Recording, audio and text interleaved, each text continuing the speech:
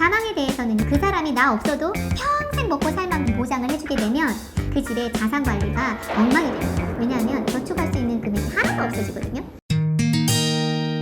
안녕하세요, 한프로입니다.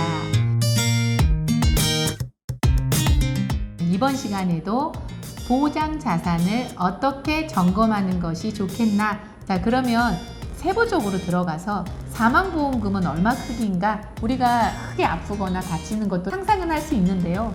죽는다는 상상은 아무도 못 해보는 것 같아요. 이 사망에 대한 것들을 상상하기 싫다 하더라도 보험 점검을 할 때에는 한 번은 필요합니다.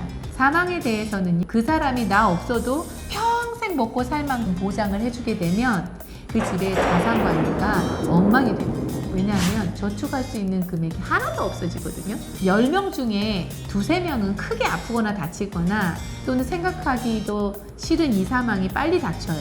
나머지 8명은 대다수의 분들은 건강하게 오래 사십니다. 대다수의 삶이 오래 건강하게 살 때에 저축을 못 해놔서 굉장히 힘든 삶을 사실 수 있다라. 그래서 사망은요, 배우자가 사회에 적응할 수 있는 기간까지만 보험을 정리해 주는 게 좋습니다. 예를 들어 5천만 원 급여 생활자라면 3년 연봉 정도를 준비하시는 게 최소라고 생각을 합니다. 3년 정도의 연봉인 1억 5천을 종신이 되도록 준비를 해놓겠다 하시면은 보험료가 너무 비싸요. 30만 원이 넘습니다. 그렇게 말씀드리지 않고요. 60세가 되는 은퇴 기간까지만 준비해라 라고 말씀드리는 거예요. 사망보험금으로 내가 없는 이후의 삶이 3년 정도를 생활비를 주는 거죠. 그리고 그 이후의 삶은 아내도 남편도 다르게 설 수 있기 때문에 그 정도까지 남기는 게 좋다. 서로가 집안의 소득의 3년 정도는 준비해라라고 권유하고요. 재해 사망의 경우에는 급작스러운 사고가 많습니다. 교통사고가 가장 큰 예고요. 화재로 인해서 사망하게 되는 경우나 외부의 바이러스 유입으로도 사망하게 되는 사례들이 있죠. 재해 사망의 경우에는 너무나 급작스럽기 때문에 어떤 가정에서 필요한 자금이 더 많이 필요합니다.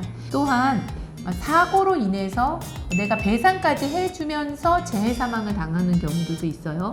나로 인해서 또 다른 사람에게 피해를 끼쳤기 때문에 그것까지 보상해야 되는 경우가 있다. 그래서 6년 정도의 연봉이 필요합니다. 재해는 늘 장애를 가지고 오게 돼 있어요. 굉장히 장애 등급 판정을 받고서 더 오래 살 확률이 높거든요. 그러면 소득의 크기는 줄어들었는데 더 오래 산다라는 건 굉장히 힘들 수 있겠죠. 연봉의 6년 정도를 추가로 더 준비해 놓는 것이 좋습니다. 거기서 나오는 일부 금액으로 월세를 놓는다든지 다른 곳에 재투자함으로 인해서 내가 벌지 못하는 소득을 남이 벌어오게 만드는 시스템을 만들어야 되니까 3% 장애에서부터 100% 장애까지 이제 있게 되는데 손목 하나 이상이 절단되거나 눈 하나의 이상을 잃게 되는 경우들이 50% 이상의 장애를 받게 되는데 굉장히 불편하고 업무의 효율성도 늦어지기 때문에 취직을 하기도 어려울 수 있는 구조입니다. 자, 진단비를 한번 볼게요. 진단비는 총 5대 진단비 또는 3대 진단비를 가장 중요하다고 생각하는데 우리나라 사망하는 원인을 따져봤더니 1위가 암진단비, 2위가 이제 뇌졸중 급성 심근경색으로 순서대로 나왔습니다. 근데 이제 최근에는 폐질환이 2위로 올라오긴 했어요. 진단을 받게 되면 일단은 1년 동안 굉장히 열심히 수술 및 항암 치료를 하면서 투병을 합니다. 1년이 지나면 어느 정도 완치 판정을 받게 되고 5년이 지났을 때 제대로 된 완치 판정을 받게 되는데 1년 동안에는 그야말로 면역력이 약화가 돼서 돈을 벌러 일터에 나가는 게 굉장히 까다롭고 어렵습니다. 그런 경우에는 1년치에 대한 진단금을 미리 받아 놓는다면 소득에 대해서 대체할 수 있다. 연봉 정도의 수준이라고 권유해드려요. 이제 생명보험사는 내 혈관 위주로 되어 있고 생명보험사 이외에 손해보험사나 재산보험에서는 뇌졸중, 조금 더 넓은 허혈성 이런 심질환 등이 같이 이제 묶여져 있는 걸 볼 수 있는데 되도록이면 내 혈관 질환인 작은 카테고리보다는 더 큰 카테고리인 허혈성 쪽까지 가주면 더 좋겠죠. 실손보험의 크기를 말씀드리는데요. 지금은 실손보험이 거의 일률적이에요. 일일 한도, 약제비, 통원, 입통원 이런 부분들이 거의 동일하기 때문에 본인의 상황에 따라서 90%까지 선택을 하는 경우를 저는 조금 더 추천을 해드리고요. 그리고 건강보험 중에서 수술과 입원이 있는데 여러분들이 간병비 자금으로 많은 돈이 나가고 계신 분들은 이 얘기를 들으셨으면 좋겠는데 간병비 자금은 생각보다 좀 비쌉니다. 노후에 받게 되는 경우이기 때문에 보험료의 크기가 굉장히 비싸서 차라리 입원 일당으로 조금 더 가지고 가셔라. 그리고 60세 이전에 소득을 대체해야 되기 때문에 입원 일당은 60세 이전에 조금 더 크게 가져가라라고 역으로 기초 얘기를 드려요. 저는 왜 반대로 얘기하냐면 맞벌이 부부가 있어요. 한 사람이 크게 아프거나 다쳤습니다.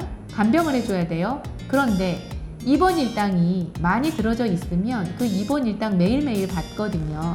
그 금액으로 간병인을 살 수가 있고 맞벌이의 부부 중에 다른 사람이 제대로 된 소득 생활을 할 수가 있는 거죠.